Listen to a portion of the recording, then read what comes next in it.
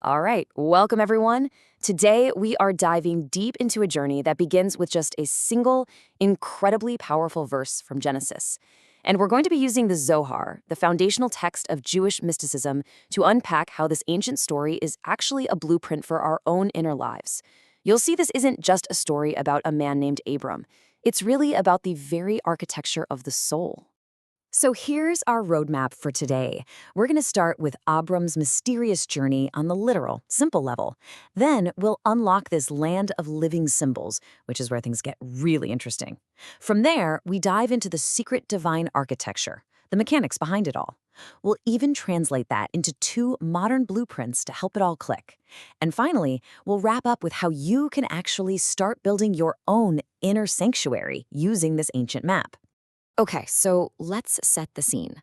We're starting with what's known as the pshat, the simple literal meaning of the text. Abram has just gotten that famous call, Lecha, go forth, leave everything you know behind, and head to a new land. He obeys, of course, and the Torah gives us this very specific, almost cinematic description of his first steps into this vast, unknown territory. And Abram passed through the land, to the place of Shechem, to the plain of Moreh. And the Canaanite was then in the land. I mean, you can almost feel it, can't you? The dust, the sun, the sheer scale of an ancient, untamed landscape. Just picture Abram, this lone figure, moving through a world that is not yet his, a world that already has this other presence in it. It's a moment of incredible faith, but also, you have to imagine profound uncertainty. But this is where the real question comes in, the one that sages have been asking for centuries. Why these places? The Torah is never just a travel guide, right? Every single word, every detail is there for a reason. So why mention the place of Shechem? Why the plain of Moreh? And what's up with that little ominous note at the end? And the Canaanite was then in the land. You see, this isn't just a trip from point A to point B.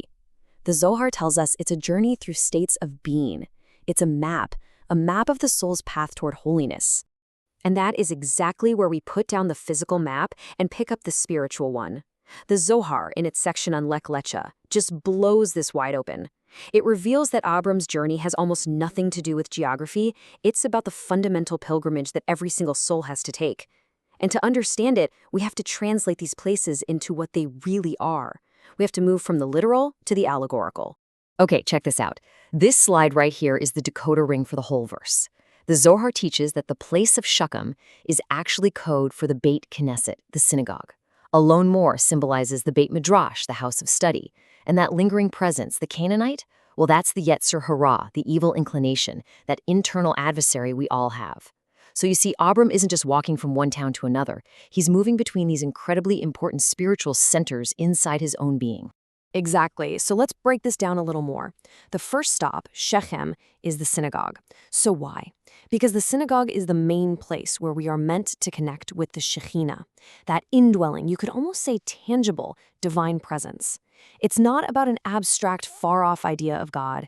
It's about creating a space where that presence can literally be felt, where it can dwell. Shechem is the soul's first stop, a place of pure, open, receptive presence. And the name itself, Beit Knesset, literally means house of assembly. Think about that. It's where the soul gathers all of its scattered parts. It's the place where we intentionally stop all the noise of the outside world and build a little sanctuary for quiet connection. Abram's first move in this new spiritual landscape is to create a foundation of pure feeling, of gathering himself, of prayer. This is the heart space. This is the place of being before you start doing. And then he moves to the next stage, Alon Moreh, the house of study. And this is so important. After you build a space to feel the divine presence, the soul has to move to a space where it can understand it. The Beit Midrash is where divinity isn't just felt, it's actively engaged with.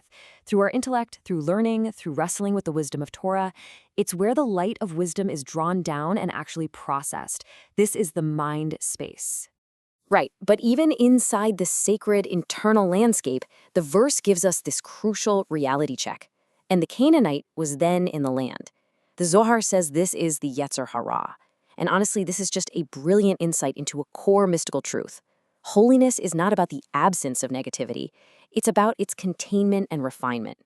The Canaanite is there. It's in the land. But Avram passes through. It's a presence that doesn't stop the journey. The goal isn't to pretend this force doesn't exist, but to build a sacred structure so strong that the adversary just becomes background noise, contained and unable to take over. It's so beautiful. So we have these two sacred spaces, one for presence, one for wisdom, and this contained inner adversary. But that just leads to the next big question, right? How does this actually work? I mean, what are the cosmic mechanics that connect these two places? How does the soul channel all this energy? And this, my friends, is where we go even deeper. To answer that, we have to shift into another gear entirely. We're going into the level of Sod, the secret dimension of Torah. Because the Zohar doesn't just hand us a bunch of nice symbols, it reveals the underlying divine technology.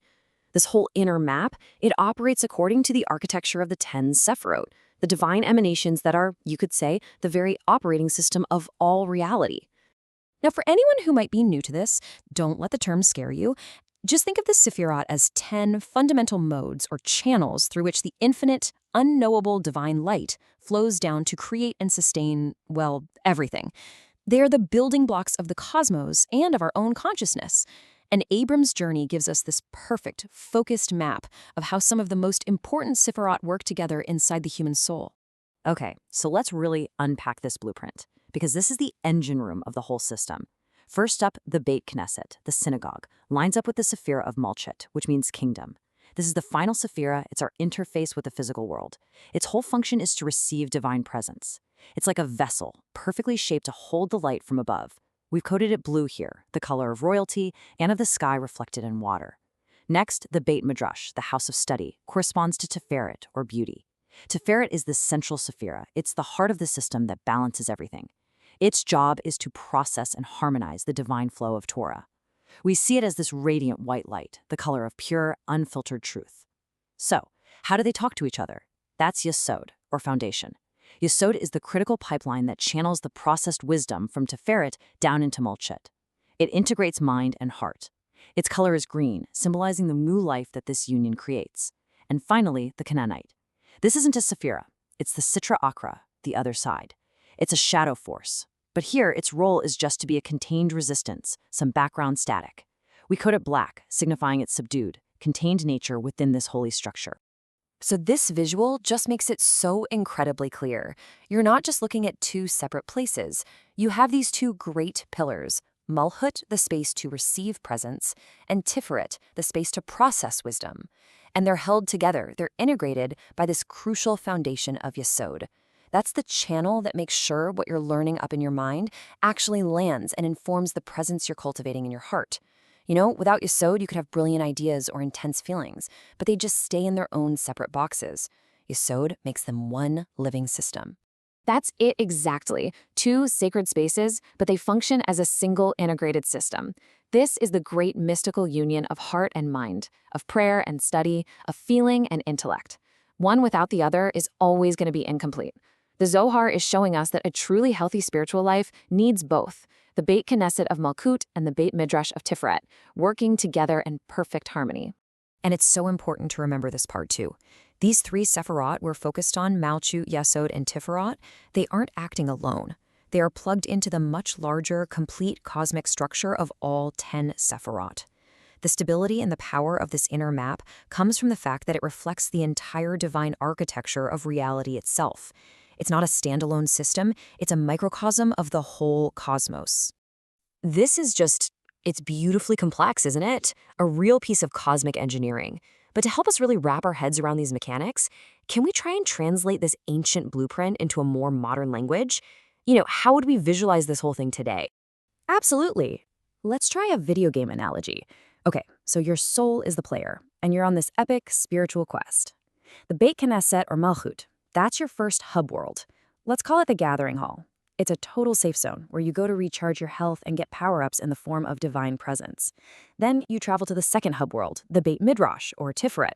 This is the knowledge center. This is where you go to learn new skills, understand the game's deep lore, and basically figure out the map. And that's Torah study. So what about the Canaanite? Well, all over the game map, there's this constant low-level enemy presence. But inside these sacred hub worlds, they're weakened. They're non-aggro. They're still there, technically, but they are totally contained and cannot stop you from leveling up. Or if you're more of a tech person, think of it as a divine network. The Beit Knesset, Malchut, is your central hub. It's like a primary server whose only job is to receive all the incoming data packets, the raw experience of divine presence. But raw data doesn't mean much, right? So it gets sent through a super secure encrypted channel, that's Yesod, to the main processing node, which is the Beit Midrash, or Tiferet. This is your powerful CPU that analyzes, interprets, and gives meaning to all that data, using the software of Torah. And meanwhile, the Canaanite, the Sitra Achra, it's like a legacy program that's still running on the system. But here's the key. It's sandboxed. It's contained, it's got limited resources, and it is completely unable to interfere with the primary functions of the network. Those analogies are fantastic. They really take this ancient, mystical map and make it so practical for us today. And that brings us to the final and really the most important point of this whole deep dive. This is not just a beautiful piece of theory. The Zohar is handing us a functional blueprint for our own personal growth. This is a real guide for how to build your own inner sanctuary. So this is the takeaway. How do we build this for ourselves? Step 1, establish a Beit Kines in your life.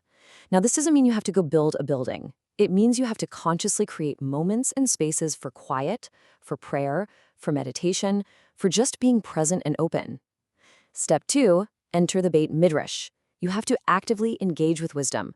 Read books, listen to teachings, have conversations about big ideas that challenge you. Don't just sit back and feel, you have to seek to understand. Step 3, activate your Yesod. This is all about integration. Don't let your spiritual moments and your intellectual learning live in different parts of your brain. Ask yourself, how does what I'm learning change the way I feel and act? And how does what I'm feeling shed new light on what I'm learning? And finally, step 4, contain the Canaanite. You have to acknowledge your Yetzer Hara, your inner challenges, your selfish side, your shadow. Don't pretend it's not there, but don't let it drive the car.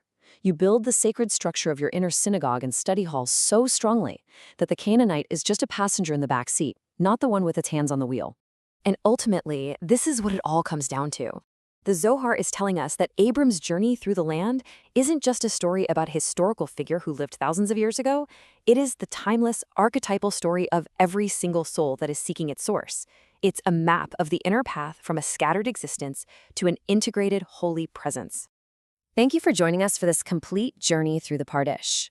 We hope these ancient truths help you and your family improve your own dimensions this week. If you enjoyed this full chapter deep dive, please like, subscribe, and share which part of the journey touched your soul in the comments. We'll see you in the next chapter.